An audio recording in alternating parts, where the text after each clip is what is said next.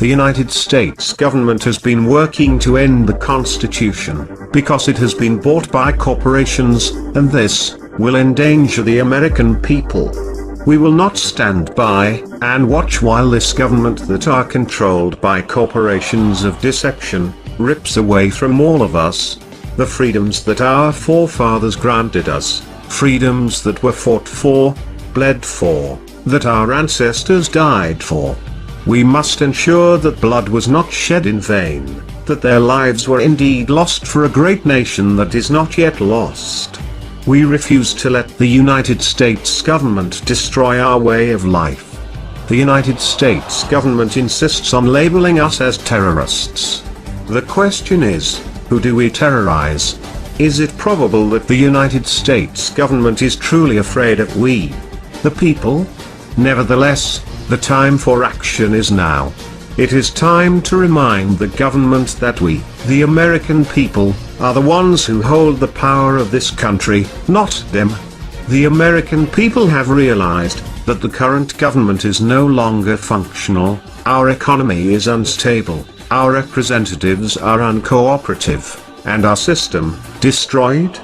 For years, voting has been useless.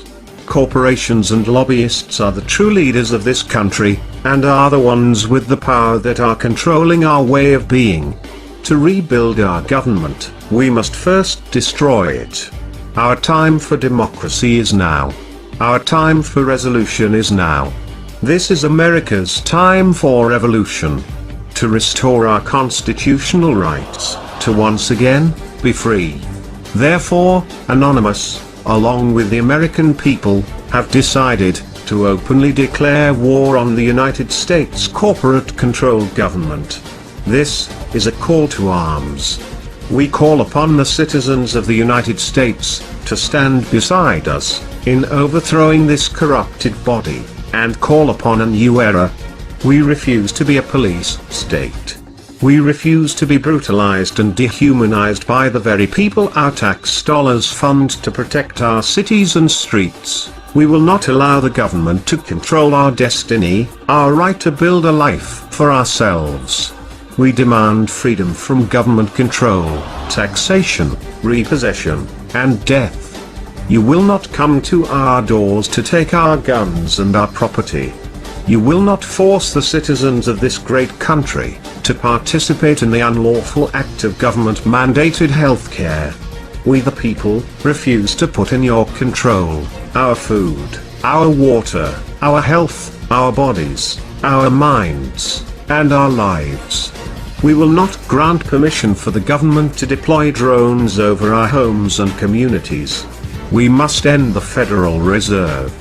A private central bank should not issue our currency, set interest rates, and run over our economy.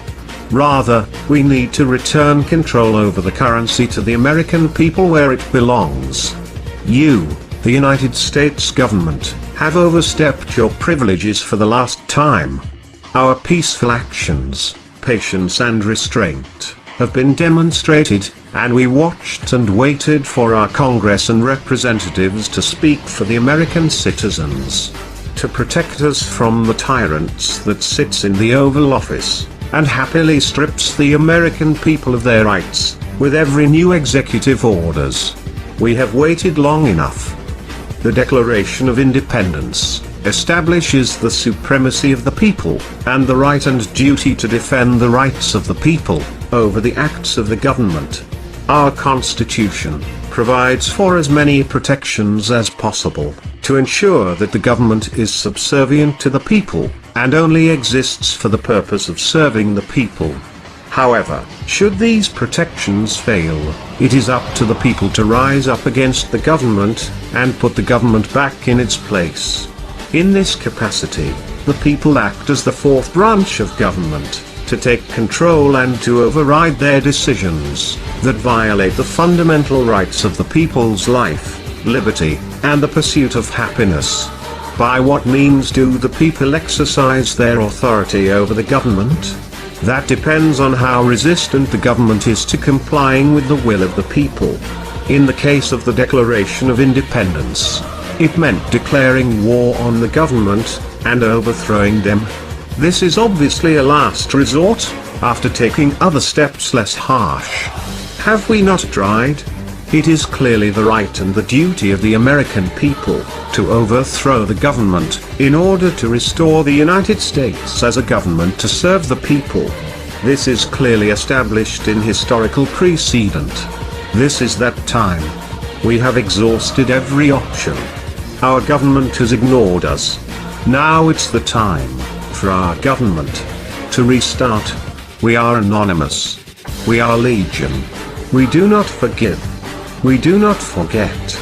To the now corporate-controlled government, expect us. Are opposed around the world by a monolithic and ruthless conspiracy that relies primarily on covert means for expanding its sphere of influence. It is a system which has conscripted vast human and material resources into the building of a tightly knit, highly efficient machine that combines military, diplomatic, intelligence, economic, scientific, and political operations.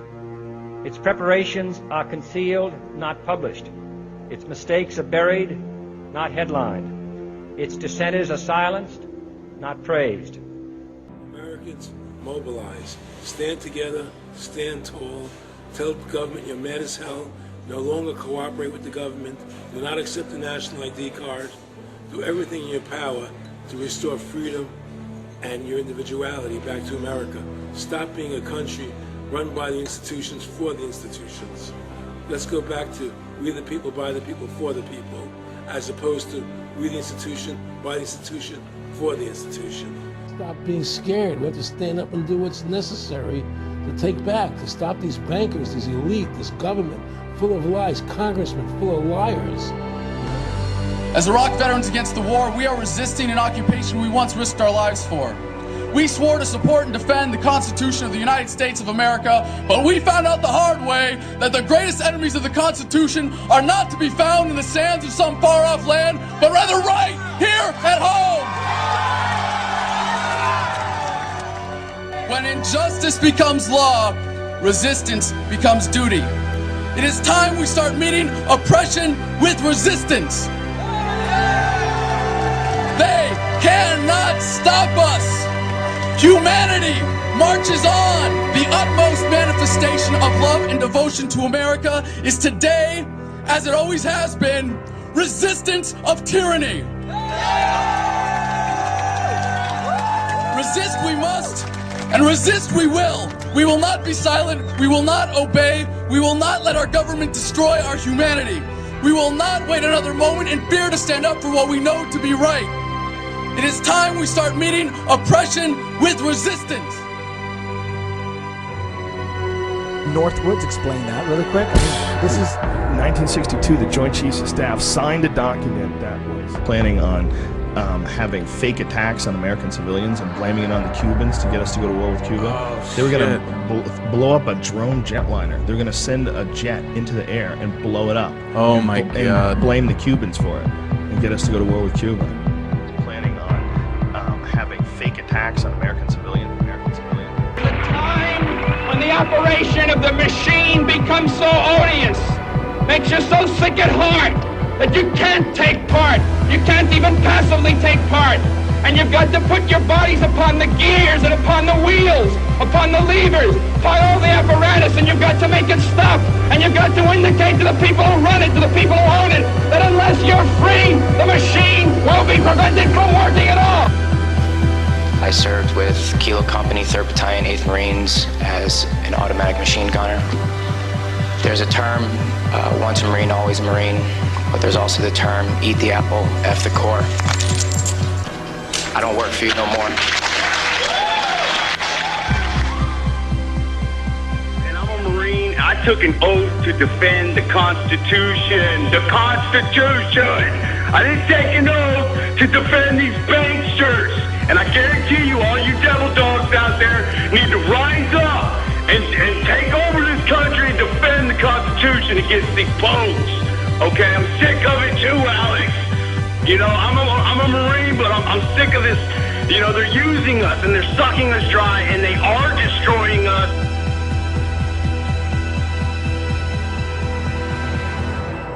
People should not be afraid of their governments. Governments should be afraid of their people. Councils of government, we must guard against the acquisition of unwarranted influence, whether sought or unsought, by the military-industrial complex. The potential for the disastrous rise of misplaced power exists and will persist. We must never let the weight of this combination endanger our liberties or democratic processes.